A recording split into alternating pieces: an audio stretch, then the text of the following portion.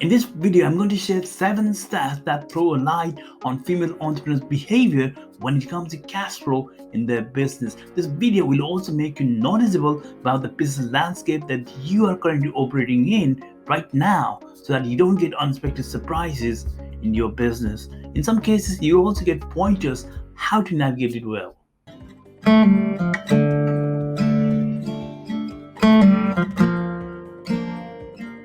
Hi, I'm Shishir. I'm balanced scaling coach for female entrepreneurs who wants to scale a business fast. The insights that I'm going to share with you today are grounded from my experience working with ambitious entrepreneurs like you, running businesses from 40,000 to 40 million pounds in revenue.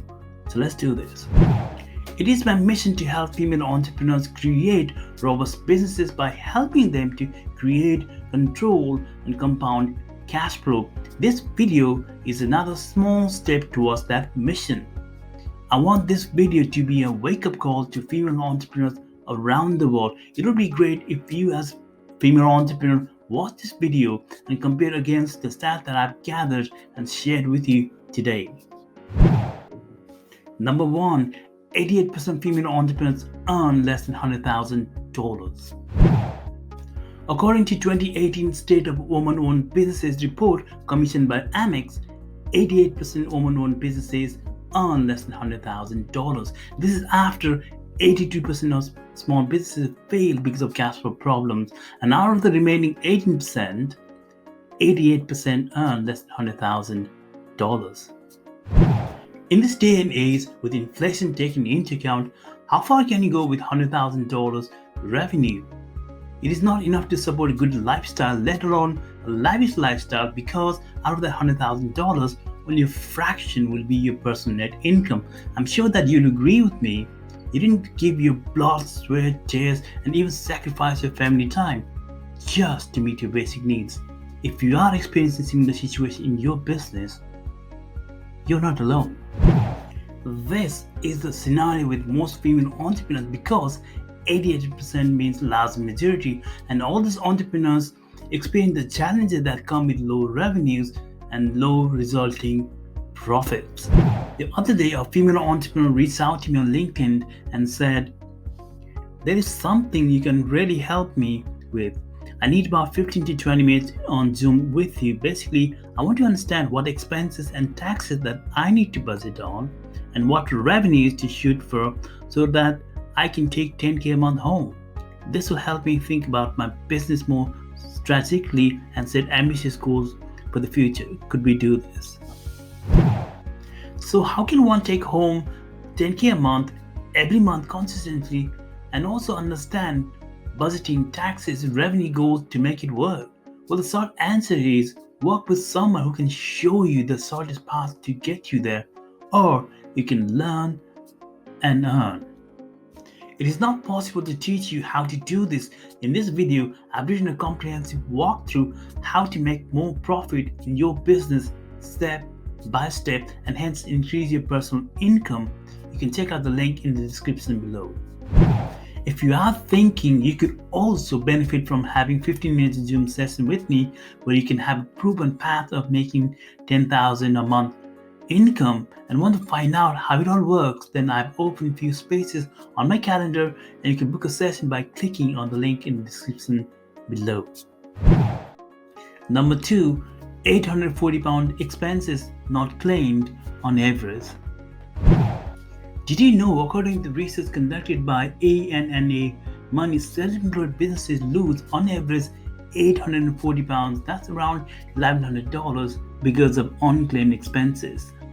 An average entrepreneur is in the business for at least 10 years, so that's $10,000 gone. What if you could reinvest $1,000 in your business than letting it go to the taxman? When I interviewed female entrepreneurs in the US and UK, I realized that most of them had no clue what they could claim and what they couldn't claim. Here are the top 5 reasons for not claiming expenses. Too time consuming, too boring, too hard to keep with receipts, overly complicated, and not knowing the rules of what to claim and what not to claim. Number 3, 46% of women use credit cards for their business compared to 39% of men. A score report found this. This means female entrepreneurs take more risks when it comes to making it work in business. This happens because female entrepreneurs face lack of funding for business. They have to do this because without investment, nothing moves forward in business. A study by Cite this year also validates this lack of funding for female entrepreneurs. The study also mentions accessing capital is even more difficult for entrepreneurs who do not attend top universities and who therefore has difficulty in getting access to investor-friendly networks. My own research supports this.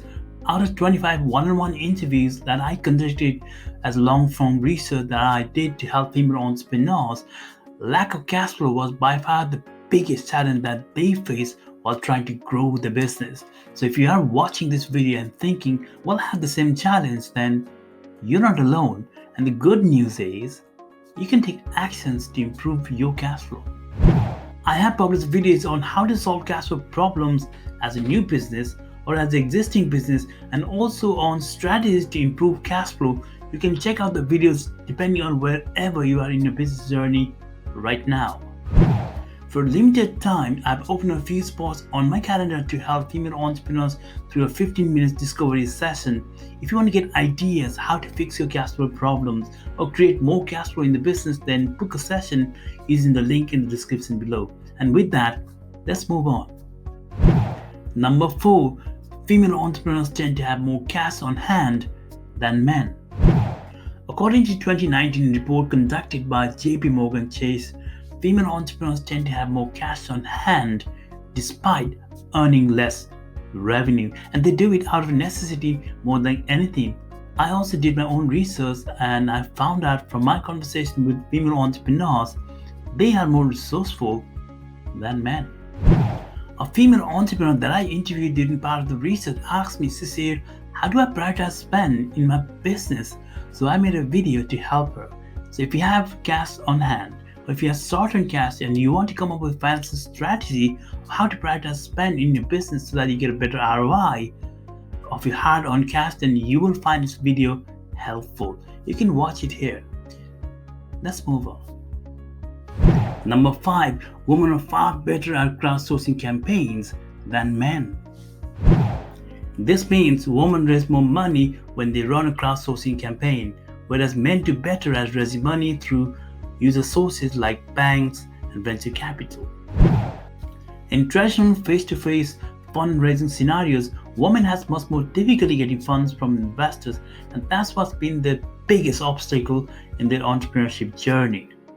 That's why the arrival of platforms like Kickstarter or Indiegogo has been a boon for female entrepreneurship, because they can just go out and get funding from crowd sources and they don't have to rely and get stuck on traditional sources like reaching out to banks and venture capitals. Female entrepreneurs often ask me, how do I create more cash flow in my business?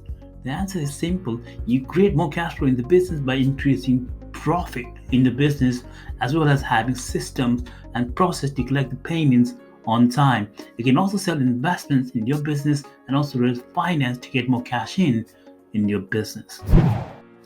Number 6, 29% women believe their gender will be an obstacle to advancement. Have you ever felt like I get paid less for more work, or I have less opportunity to grow my business because I have less financial resources to do that, and I'm taking less seriously my business? And if you have, know that it is real. It is strange. In this 21st century, our financial rewards are based on skills, expertise, and also on gender. True that there are women who have broken proverbial glass ceiling, but they are few and far between. In 2018, average business loan for female entrepreneurs was 31% less as compared to males with businesses. So consider this bias for female entrepreneurs who are looking for funding for business growth. And add to the fact the loan approval rate for female entrepreneurs is 15% to 20% less compared to male counterparts. We hear stories like this all day long, and they have to compromise just because of their gender. And it doesn't have to be this way. We need to understand it's the part of the culture, we just have to take it on the chin and move forward. Most of the successful female entrepreneurs must have experienced some kind of bias towards them. All we see is their success. What we don't see is the struggle that they've been through to be in that position. Change is happening. The more success female entrepreneurs experience and higher they will be motivated to reach, and this will inspire other female entrepreneurs to follow them. Number 7, 48% female founders cite lack of available mentors or advisors. This was highlighted by Inc. magazine. My research also validated this. When talking to female entrepreneurs across different niches and geographies, lack of support came up as one of the biggest hurdles that I came across. Have you ever felt like, I feel so alone in my business, my family doesn't get me, I hardly have someone to talk to, someone that I can trust, someone who doesn't judge me for what I am and still has the best interest at heart, someone who just do not know how I'm getting on but also want to talk about the money stuff.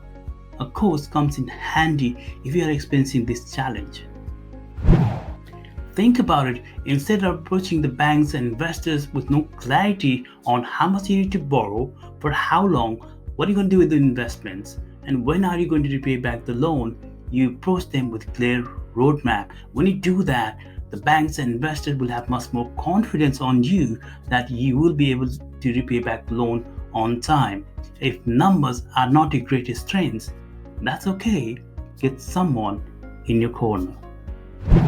There you have it, 7 stats that relies on female entrepreneurs' behavior when it comes to cash flow in their business. Here's a quick recap for you. Number 1, 88% female entrepreneurs earn less than 100,000. Number 2, 840 pound expenses are not claimed on average.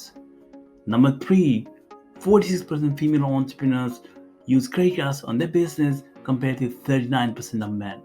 Number 4, female entrepreneurs tend to have more cash on hand. Number 5, women are far better at crowdsourcing campaigns than men. Number 6, 29% of female entrepreneurs believe their gender will be an obstacle to advancement. And number 7, 48% of female founders cite lack of available mentors or advisors.